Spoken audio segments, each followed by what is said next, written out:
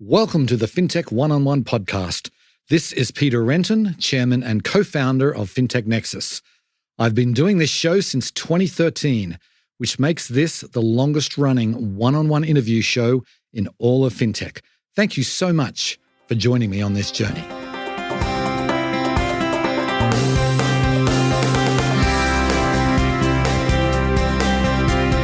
Before we get started, I want to remind you about our comprehensive news service.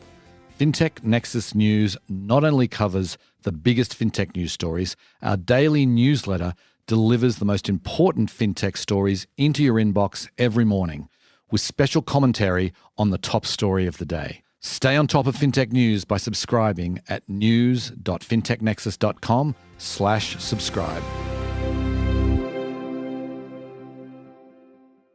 Today on the show, I'm delighted to welcome Dan Arlotta. He is a Senior Vice President at Garnet Capital Advisors. Now, today we're talking all about loan sales. We dive into this topic in depth. Dan provides his perspective about the state of the market, gives a little bit of a history lesson on how it's evolved over the last decade.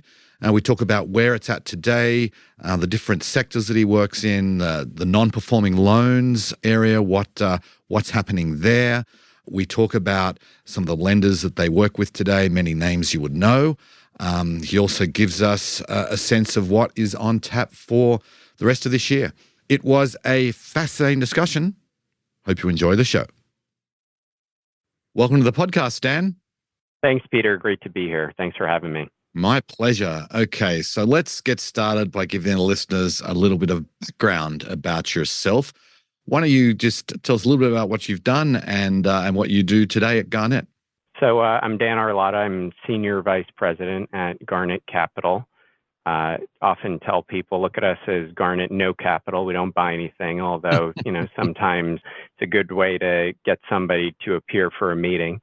We're a loan sale advisor celebrating 20 years now and involved in the sale of performing, non-performing, and charged-off assets across really all product types. Roughly 30 people headquartered in Westchester County, New York, with offices around the country from Tahoe to Minneapolis, Austin, Atlanta, and Houston. Despite, I would say, have really no other axe to grind other than maximizing price, terms, mitigating risk, protecting brand reputation for the sellers we work with, while putting together a deal and story in a transparent, fair process that allows buyers to easily digest and trust what they're buying. We work with some of the largest banks, credit unions, government agencies, and obviously fintechs in creating and building markets for product that doesn't trade every day. Nobody's hiring us to sell Fannie Mae eligible mortgages. We're the ones that are, doing horse trailer loans, RV marine, student loans, personal loans, auto, again, a lot in the fintech space, but, a wide array of products where you really need to come up with the story, understand the product, find the right people, get the deals done. I'm a part of the sales team here, covering banks, credit unions, specialty finance, debt buyers. You really have to be a generalist first, although much of the work that I do here involves honing in on the fintech space. Been here 11 years now, which, often joke feels like yesterday and 50 years at the same time. My first sales job, I always say, was selling pens and pencils that I was collecting from my parents' house in first grade. Great business, by the way, 100% profit margins, but short-lived. Fast forward a little bit more, prior through a series of internships, was heading toward more of a fixed income sales and trading path until the company that was hiring me out of college went under halfway through my final year. So, welcome to finance, right? Big believer, though, and things happen for a reason, and, persistence, good habits, things work out. Garnet gave me a shot, and, here we are. It's a great place. Get to speak with smart people every day, work on short, medium, long-term projects, but every day is a new day, and that keeps me from getting bored, keeps me excited. Right, right. And it has been an interesting last 11 years, to say the least. So before we get into it, maybe let's take a step back. What is the state of loan buying today? Obviously, particularly interested in the fintech space, but maybe you could give us a sense of the overall space as well. So, I think I'll maybe do a little bit of a look back the last couple of years, maybe since 2020, and maybe even before that. I think the fintech space arose following the Great Recession, a little bit more benign environment, rates, going down or, flat, which was great because it allowed for growth. I think that looking back in 2014 I was sent for kind of a recon mission out to San Francisco at Lendit at your conference. And, it was a more entrepreneurial space than I think where it is today. That's, a little bit more focused on how the efficiencies should work and a little more fine tuned. You look at 2020 and, especially following COVID, call it latter half of the year, things really started to take off, right? Borrower performance was great at really all ends of the performance spectrum, all the way down to charged off, where people were getting their stimulus checks and, making payments on things that they hadn't, frankly, in years. It was a market where if we brought a deal, if you brought it, they would come, right? And saw a lot of deals where if price talk was X to Y, everybody would be at least in X to Y. And then you would have, through some combination of, what I call maybe second place syndrome or just needing a deal, you had a lot of outliers, right? That remained, I would say, through the end of certainly 2021, a little bit into 22. I think at that point, right, you had inflation starting to pick up, subsequent rate rises would follow, less on the stimulus packages, and really changed things, I would say, a little bit throughout 2022. You started to see less of the outliers, a little bit softer market conditions, to where I would say the end of 2022 through end of Q1 2023 was probably the biggest shift I've seen in the market since I've been here. Obviously some of it, you had banks having issues last year. That doesn't help. You have cost of capital going up, from the lenders to the lenders to buyers, kind of the entire stack there. You also had rates starting to go up. And, when that happens, it was really the first time since I've been here that seasoned portfolios that already existed, right, were, from a rate perspective, underwater relative to new originations, right? And what does that usually mean? That means discounts. And I would say for most of last year, certainly the first half, maybe through Q3, and again, especially on the performing side, fintech being included in this, you had some real bid-ask spread challenges, right? I think that the market shifted towards more of a buyer's market. Sellers spend some time getting used to that, wanting pricing more of old.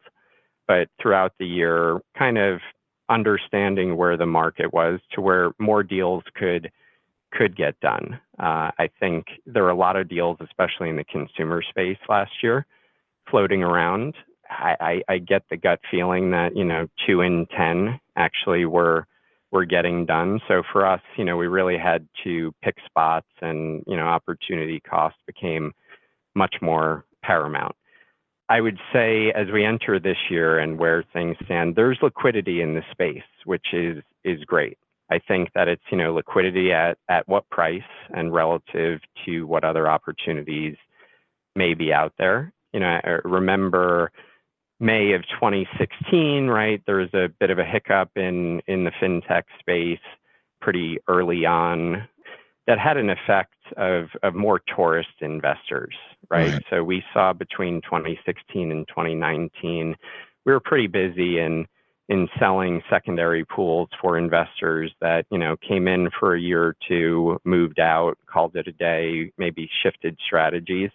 But as I see it today, there seems to be less of that. I think that the fintech space is more ingrained in the market and, seems to have more long-term viability than them. So net, I think the investors in the space have grown and are, more stable, right? To realize that there's going to be some ebbs and flows. I think a lot of the market is still dealing with, call it the late 21, early 22 vintages. The performance on those haven't been as strong. But, again, as it seems like a moment in time where as that starts to season its way out and curves flatten, new underwriting with higher rates comes through. I think the platforms have been smart about that over the last year and a half, and adapting to where people are committed. On the secondary side and sort of our space, I would say people are always looking at is what can I get on the secondary side, a seasoned pool versus what I'm buying directly from the platform. And there seems to be some more interest, I would say, in the secondary side as of late. I think some of that has to do with you can look at a pool that already exists, likely already have similar vintage product in one's book, and offers an opportunity to, I would say, to shorten one's duration if that's something that somebody's looking to do, and pick up some more product along the way. So net, people have liquidity. We're seeing more deals in the space. It's it seems to be. We saw a wave in between 2016, 2019, a little bit less over the 2019, 22 period. And things have sort of been picking up, I would say, latter half of last year into this year, where it feels like, as far as fintech product in the market, call it third or fourth inning sort of feelings around that. Right. Yeah, that's what I was wondering about, because you talked about 2014 when you went out to our San Francisco event, and then that followed. 2015 was like a go-go year where everyone just got funded. Money was just sloshing around all over the place. That was 2021. Yeah, same again, as 20, right? Exactly. So, yeah. Revisited, but then now I'm just curious about the state of the market today, and particularly there's now lots of banks. Like back in 2014, 2015, personal loans were pretty much all done in the fintech space for the most part. Now, lots of banks are doing personal loans, and a lot of them are just holding on their balance sheet. They're not doing a whole bunch of sales. But I'm curious about, when you're talking to buyers, is there much of a difference between a fintech pool of loans than a non-fintech, like a traditional financial institution doing a pool? No, I don't think so. I think, you see a lot of 3, 4, 5-year term loans, right, of similar balance. I think, the only difference, I would say, banks, credit unions, they're going to focus a little bit more on the higher credit. So you see incremental, maybe higher FICOs as a whole. They're also going to have more stringent floors on, types of credit that they will originate to. But you're right. I mean, for the most part, those originations in the non-fintech community have largely been just, held on balance sheet. I think that there's a reason, though, why, the fintechs exist and still exist, that, banks on the commercial side, right, doing $100,000 loan or a $5 million loan is kind of the same effort. And, when you're looking at more volume maybe versus the balances, it's still something that I think is tougher for them compared to, the fintechs. So, I remember back 2014, 15, right? I mean, there's, panels on banks and fintechs, partner or build oneself. Also things like cost of borrower acquisition, right? I mean, that's the advantage that a lot of banks have, that they can tap into their existing base versus, actually acquiring a customer, which, can be expensive. Some of those same things still, and I think same questions still exist out there, with incremental progress along the way. now with interest rates have been high, like they seem to have stabilized, at least for now, with most people thinking the next movement is down. With that, obviously higher borrowing costs, with people who have been used to low interest rates for a long time and, now looking at probably interest rates double what they were, when you're doing say a personal loan, for example, from 2.5 years ago. Are we seeing an increase in activity in the non-performing loans? What are you seeing out there? Yeah, and I mean, you're right. There's some of the same deals, selling today that were 6 to 8%, or 12 to 14% now, right? Hmm. So it's a real shift. On the NPL side, definitely seeing an uptick in that. Some of it is related to growth along the way, although it'll be interesting to see the next 6 months or so of what kind of comes from, call it the 2023 type origination product. I think, what we're seeing a lot of now is, an uptick related still to that late 21, 22, which was just before, right? I think inflation and the rate rises kick in. You also had last year, right? I think two unknowns in the market. You had rate rise after rate rise and not really an end in sight. I think it's a positive that, one can make an argument, does it go lower? Does it stay where it is for longer? But you could at least form a market, I think, around that now. That's a box that people are now used to. Borrower uncertainty and performance, I think still remains, although it seems like most people talk to, I don't know if it's a combination of hope as well as actual prediction, but it seems like they're looking towards Q1, Q2 this year of maybe the end of a cycle and some uptick in NPLs. We're definitely seeing more though. Feels like that'll continue at least for the first half of the year. And then, we'll sort of see what the newer underwriting of 2023 at higher rates coupled with, what the Fed does, after that. A lot of the fintech lenders that I've been speaking to, a lot of them decreased their origination volume, and we've seen it with the public companies as well. But even the private ones decreased originations, tightened the credit box, skewed it to a much more credit-worthy borrower. How's that sort of going to skew kind of what's in the market when it comes to secondary loan transactions? Well, like I was saying, right? I mean, if rates do go down, all of a sudden, some of these originations the last 12 to 18 months, right, then become very, very attractive as it goes the other way. Right. Really, throughout 2023, the platforms, took a lot of time and focus on, not necessarily focused on growth, right, which is inherently sort of embedded in being a tech company, but focusing on sort of maximizing efficiency and, getting it right. Which I think they've done a great job on. And, there's always a lag in our business of when you start to see the effects of that. But I have a feeling that, in the coming months and throughout the year, that's going to be show itself in a very positive way. Mm-hmm, mm-hmm. Okay.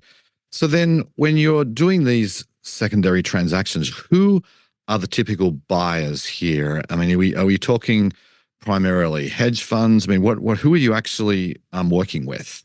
Yeah, so the buyers of the product, and I'll do a little bit of separating, I think, between commercial and consumer.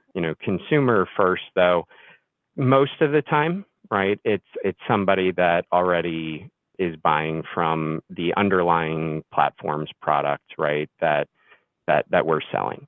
That makes it a little bit more commoditized. I think that your yield hurdles can be, a bit lower compared to just the totally new product, totally new platform type secondary sale. For the most part, though, it's fintech focused funds, and that ranges from, small to large, as well as, your mid to large multi-strat credit funds. It depends on the deal size, right? Not everybody's going to look at a $2.5 million pool. Trying to come up with some new ideas and ways to right now to, make sure that we have full market participation and not have, various people not be able to show. Sometimes, you'll get some banks involved. Less so on the, say, credit union side, really because of, credit unions needing to memberize borrowers. Mhm. But, for the most part, I kind of look at it as across all the platforms in the consumer space. I look at it as a group of about 50 potential buyers. That's one of the nice things here at Garnet that I think is unique. I get to talk to lenders, the originating platforms, the buyers across all of them. So, you can really listen to all of them and find out where the successes are, where the challenges are. And every time we take a deal out, thinking about what's the optimal way to do this. But, figure funds, fintech focused and not, a little bit on the bank side, less so on the credit union side when we're doing the secondaries. Okay, so can you share on the platform side or the lender side? Can you name some names, like who you're working with today? So, more broadly, Garnet's been around 20 plus years, right? We've worked with, I would say, most of your top 25 banks. Think Capital One, TD, Key. On the credit union side, we've worked with Navy Federal. On the fintech side, really the first sale that kicked this all off, with Garnet in the fintech space. And in a lot of ways, my career was 2017 Lending Club, which was the wind down of LCA. Right. LC Advisors. And correct, yeah. And, that offers up, obviously, when you have a bigger deal like that, offers up the opportunity to create some domino effects and go from there. So, what I'll say is, we've worked with, on the consumer side, the likes of Lending Club. We've worked with Avant. We've sold product of Prosper, Upstart, Upgrade, Marlette. So, think some of the larger ones there. I've also done some smaller sales for smaller lenders, especially those looking to get, warehouse facilities and kind of get going. But, hopefully that gives a little bit of a flavor. I know, you had mentioned, you saw we had worked with Figure. There's a lot of different product types out there. You try to start with some of the larger ones, create that domino effect. I think since 2017, we've done 40 transactions in the fintech space, roughly $2 billion of purchase price there. And some of that has also found its way into charge-off forward flow sales, which is another one that, more and more are looking to sell than work it themselves. Yep. So I do want to dig into Figure a little bit because I think it's an interesting case. I think you even had a quote in one of the press releases that I read, because Figure's different to all the others insofar as they have originated everything on the blockchain, on the Provenance blockchain. That I'm curious about a secondary loan transaction. I mean, the process obviously was different, but I'm curious about the buyer side of this and how they felt with doing something that was so different from what they used to. Yeah, so that one's actually was more on the new origination side. So, bringing forward flow buyers to the platform was sort of the idea there, which, I think when people hire us for that type of effort, they're looking less for us to, bring in the hedge fund community and, more of your bank and credit union community. So, that's what we were doing there.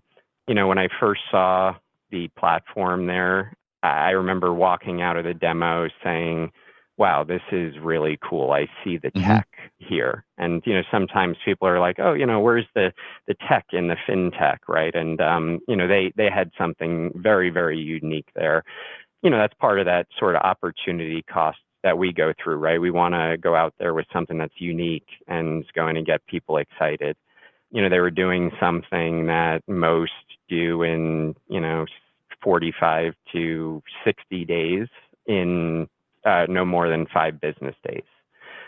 Doing it a different way. but, getting there. And, those are the types of things that are always the most exciting about the fintech space where, I think it resonates. Oh, I got a mortgage refi or, a HELOC and, it was painful. It was difficult. And, that I think is ultimately the fintech space, right? Is taking things that already exist, making them far better, far more efficient, far quicker, as well as the completely new idea there. So it was a little bit different product or process in that it was, again, more of that new origination buyer. And then, depending on who it is, you end up spending more time on memberization of borrowers and things like that than the economics sometimes. Say you're a lender and you want to position yourself for a successful secondary transaction. So what are some of the best practices that you would recommend lenders do in order to get the best price they can possibly get on these transactions? Yeah, so I think, data is paramount, right? I think that fintechs, they've done things certain ways. A lot of times it's their first sale, right? So, it might think that, hey, here's the data file, just have people take a look. This is what we do. Performance history, data, transparency, being upfront with what the goals are, and really just focus on kind of no surprises in general. I mean, that's the best way to start a process. We like to spend a lot of time upfront making sure that what we think the market will bear, a process in mind, seems to be aligned with the client's goals. So we try to do that at the beginning so there's no surprises. And once you hit the button of going to market, you have the right buyers, prospective bidders corralled. Again, there's no issues. People could put their best foot forward. I look at it as, a part of buyers' jobs are to find the deals that I don't find, right? Those are the deals they want to get in there, be the one in the room, get the home run, grand slam type deal. For us, on one hand, we're looking to maximize price terms for the seller. That's who we're working for.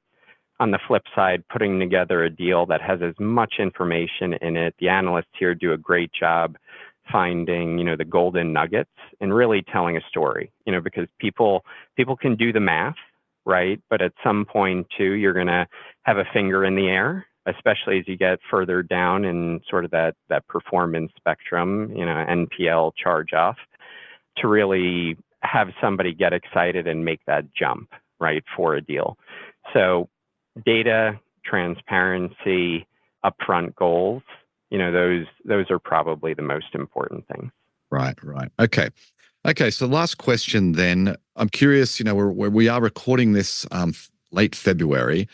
What's your outlook for the next 10 months? What do you think is going to be the state of the market for the rest of the year? Going back a little bit to what, said earlier, I think there's a moment in time thing going on here right now.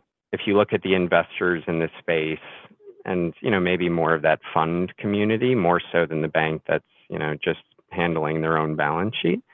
I think if you look back over the last 12 months, if you're an investor within a fund, you might say if you just compare what the last 12 months have produced to exactly today's relative value, it may not be overly, exciting. However, that I believe is going to, over the next 6 months with the higher rates, the tighter underwriting, that is going to look very different. So, we have been seeing, some sales of, investor redemption, capital inflows a little bit tougher. That already, though, seems to be sorting itself out and, more coming into the space again. I would say I'd expect to see more first-time sellers of charge-off product. I think on both consumer and commercial, maybe more so on commercial, which really hasn't been much in the way of, secondary transactions on either the performing or non-performing side. And yet every article, you can turn up, commercial and cracks forming, all of that. But, there really hasn't been much in the way of supply. So I expect to see more supply on the commercial side. We've done some sales in the space. We did a sale for Funding Circle, about a year and a half ago. Certain markets, certain niches, especially where, I look at that commercial fintech C&I product. I know one thing I'm out there trying to talk to people about is because there's been such a lack of supply, which is the exact opposite of the consumer space, the buyer community is surprisingly robust, and, pricing still is kind of at all-time highs, especially, again, as you get to that NPL side, where, you have C&I buyers, you actually had CRE secured buyers jumping into the C&I space in a search for product. That still remains. That to me is one of the bigger opportunities for holders of fintech commercial to be very surprised at the pricing that they can get out there. And for a lot of the fintechs, I think, they're running this, sale process or collection process on behalf of underlying investors. The money today versus 3 to 5 years could be very attractive there. Otherwise, though, I would say there's ebbs and flows. I actually feel like the more recent challenges, the wind is shifting in the right direction. There's probably more of a focus on profitability and, as you said, right, scaling back originations, making sure doing things right than pure growth. And I think that'll continue. There's always these really niche players that start up that are very focused on a singular product where maybe they don't really have much in the way of competition. Those are really exciting to me. I think, that's a very specific problem they're trying to solve for. They can get a little bit more, I think, pricing power from it.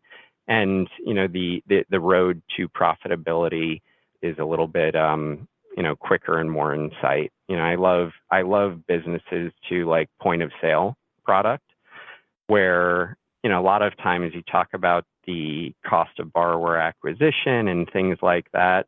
They have the benefit of going to merchants and, having them do the marketing for them, right? And, that to me is a space that I think will become more prominent as well. I think the deal activity will be busy in the first half of the year. It's an election year, so it could go either way, but could also see how come October, maybe even, September, people get into a little bit more wait and see mode. So, I think, I know we're focused more on the first half of the year for sure, but, in the fintech space in general, I always say the world's not getting less digital, right? Long time ago, I think people wanted to talk to their banker, right, instead of the scary ATM. And, I don't know the last time I walked through the next set of glass doors, at the bank. The world's not getting less digital. Fintech is certainly here to stay. You deal with some ebbs and flows, which is, listen, at the end of the day, it's still in early innings.